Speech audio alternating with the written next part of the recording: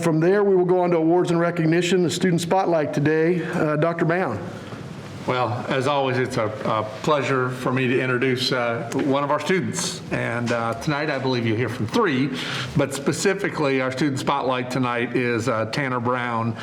I've come to know Tanner through conversation we've had. He is a faithful servant, serving in the Air National Guard.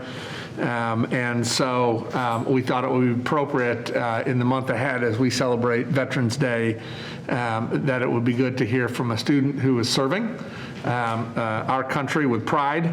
And I won't tell you much of his story, but he works in and serves in our Veteran and Military Student Resource Center here on campus. And he and his wife relocated here to follow her career. And it was a pleasure to spend time with Tanner, and I hope you'll get a chance. I look forward to the conversation we'll have tonight. So with that, Tanner. Awesome. Thank you, Ben.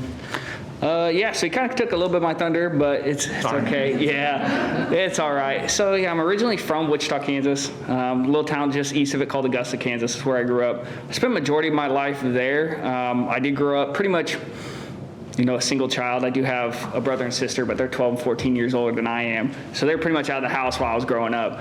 Raised by a single mother. We moved quite a bit. Lived in Oklahoma, Arkansas, Missouri, just falling job to job, and then ended up coming back to Augusta. That's really where my family's from. And then graduated high school there, ended up actually going to college. I spent a year and a half in college, actually withdrew my second semester just because college and I didn't get along. And then really, now that I'm older, I realized I just didn't put enough effort into college to really succeed. So I went into the workforce, realized pretty quickly that my skill set and my knowledge really wasn't up to par with what I wanted to do. So I started looking at my other alternative opportunities at that point, and my best friend at the time actually enlisted in the Kansas Air National Guard. But I was actually looking at going full-time, going Air Force or Marines, which I know are two drastically different branches of service. But in high school, I did take my ASVAB. I scored pretty well on my ASVAB. It seemed like every week I had the Navy calling me, asking me to join. And so that kind of ruled out the Navy right there. And then my brother was Army, so I was like, I can't be Army. I got to do something different. So I was like, I scored high enough on my ASVAB, decided to go talk to the active duty recruiter. Love what they told me, and I'm a firm believer that things happen for a reason. And as I was on my way to go sign my papers to pretty much sign the next 4 years of my life away for active duty, my best friend from high school and everything called me while he was in tech school in Biloxi, Mississippi, and said, "Have you talked to a Guard recruiter?" And I told him, "No, I don't. I kind of want to, have something set in stone my next 4 years." But then I took it as, maybe that's a sign. Went talked to Guard recruiter, loved even more what he was telling me, signed right then and there, and it's been the best decision of my life. Went to tech school, did all that, became an emergency manager, did emergency management on the base for roughly about 2.5 years, and that led me into what I thought was going to be my final career path. I got a job as the Deputy Director of Emergency Management for Butler County right before the pandemic happened. Yeah. Also right before the pandemic happened, I ended up deploying. I went to Al-Assad, Iraq.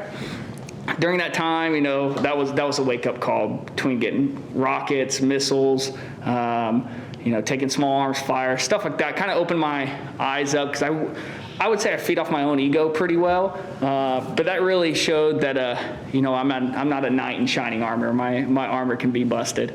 So I went through all that, came back, and then it was pandemic central at that point.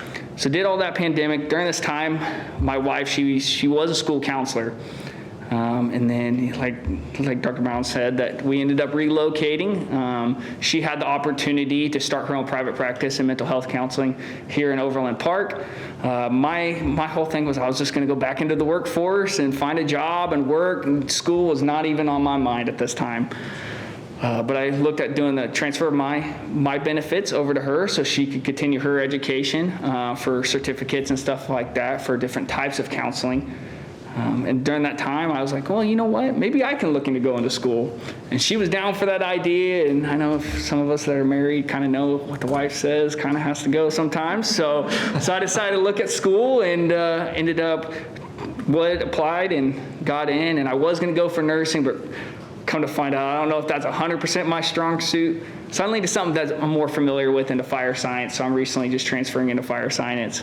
But yeah, I'm new to Johnson County. Again, this is my first semester here at the college, and living here, I actually love it. Coming from a small town, I didn't necessarily think I was going to like it as much as I do, but I kind of realized I'm kind of reclusive, and I don't really go more than 2 miles away from my house because I got everything I need within those 2 miles. So it makes it nice and easy for me.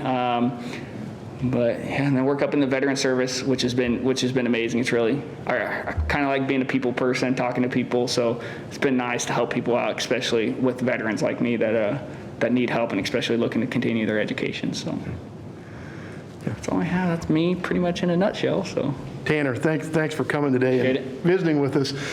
We're going to hear a little bit later in what we call the collegial steering committee report that I'll give, that there are a number of us on that committee who would find Augusta to be a big city, yeah, true. small town. So, It's small compared to this, but yeah, Right. there's a lot of cities in Kansas that are actually really small, and so you're still in the Guard? I am. Yep. And what's that obligation?